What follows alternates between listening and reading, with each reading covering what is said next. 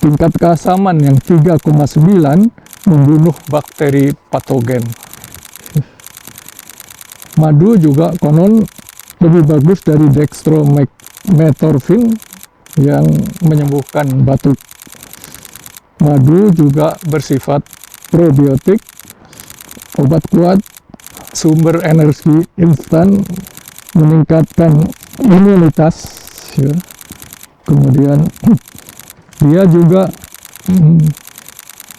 menyehatkan jantung, melancarkan aliran darah, menurunkan kolesterol LDL buruk, menstabilkan tekanan darah, konon memperlambat penuaan dini, melancarkan pencernaan, padahal sifatnya adalah asam, tapi bisa menetralisir penyakit GERD dan bisa menyembuhkan iritasi.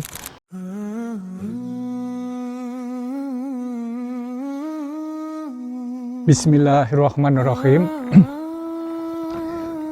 Alhamdulillah, wassalatu wassalamu ala rasulillah wa ala alihi wa mawala. Hari ini kita akan membahas inspirasi Al-Quran dari surat An-Nahl ayat ke-69. Bunyinya adalah A'udzubillahi minasyaitonirrajim. Summa kulli min kulli thamarati fasluki subula rabbiki dzululam yakhruju min butuniha syarabun mukhtalifun alwanuh fihi shifaa'un linnasi inna fi dzalika laayatan liqaumi yatafakkarun. Yang maknanya adalah, kemudian wahai lebah, hendaklah kamu makan dari setiap buah-buahan dan ikutilah jalan-jalan Tuhanmu yang sudah dimudahkan untukmu.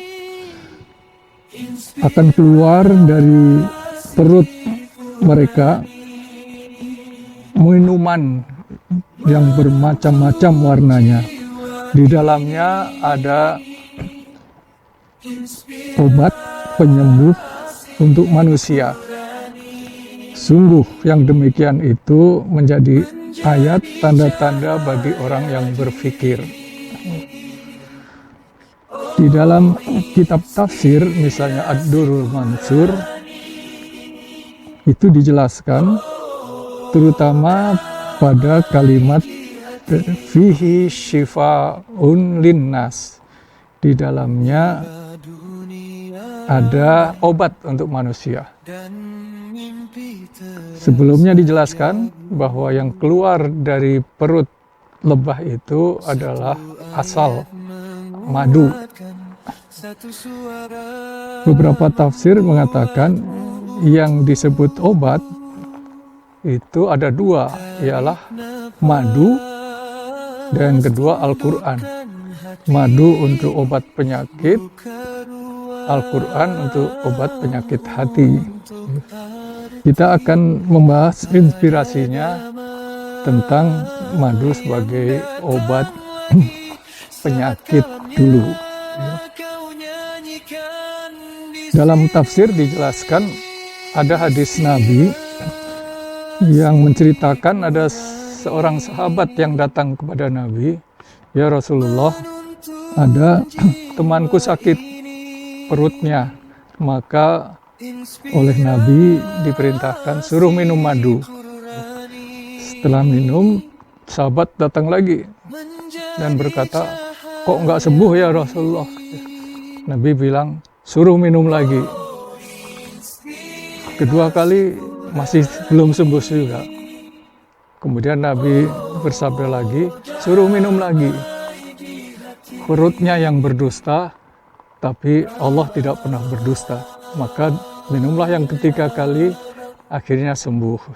Itu hadis yang mendukung bahwa Allah mewahyukan kepada lebah untuk akhirnya memproduksi madu bagi manusia yang mengandung penyembuh dari penyakit. apa inspirasi dari sainsnya, ditemukan bahwa madu itu ternyata tidak busuk. Dari kuburan kuno di Mesir yang usianya 3000 tahun ditemukan bejana-bejana madu yang masih bisa disantap sekarang ini. Jadi awet. Nanti kita bahas kenapa bisa awet. Rupanya begini, satu ekor lebah itu hanya bisa menghasilkan madu setengah sendok teh seumur hidupnya. Hidup lebah madu itu kalau tadinya bisa sampai 50 hari, sekarang makin pendek umurnya, tinggal 17 hari rata-rata. Nah, seumur hidup itu dia harus terbang berkilometer-kilometer, berputar-putar, menghinggapi dari ribuan bunga untuk bisa menghasilkan setengah sendok teh, dibawa pulang ke sarangnya. Yang diambil berupa nektar dari bunga-bunga itu yang mengandung 80% air. Di dalam sarang lebah, nektar tadi diuapkan oleh para lebah tadi melalui getaran sayapnya. Digetar-getarkan sehingga menguap 80%. Kemudian nektar tadi ditambah dengan enzim yang memecah sukrosa, memecah glukosa menjadi glukosa dan fruktosa. Jadi enzim ditambah tingkat keasaman plus sedikitnya kadar air itu mencegah bakteri di dalam madu yang merusak madu sehingga dia bisa awet ribuan tahun. Khasiat madu menyembuhkan luka dengan cara menyedot cairan di luka itu, kemudian melapisi permukaan luka dengan hidrogen peroksida. Tingkat keasaman yang 3,9 membunuh bakteri patogen. Madu juga konon lebih bagus dari dextromethorphan yang menyembuhkan batuk. Madu juga bersifat probiotik, obat kuat, sumber energi instan, meningkatkan imunitas. Kemudian dia juga menyehatkan jantung, melancarkan aliran darah, menurunkan kolesterol LDL buruk, menstabilkan tekanan darah, konon memperlambat penuaan dini, melancarkan pencernaan, padahal sifatnya adalah asam, tapi bisa menetralisir penyakit GERD dan bisa menyembuhkan iritasi.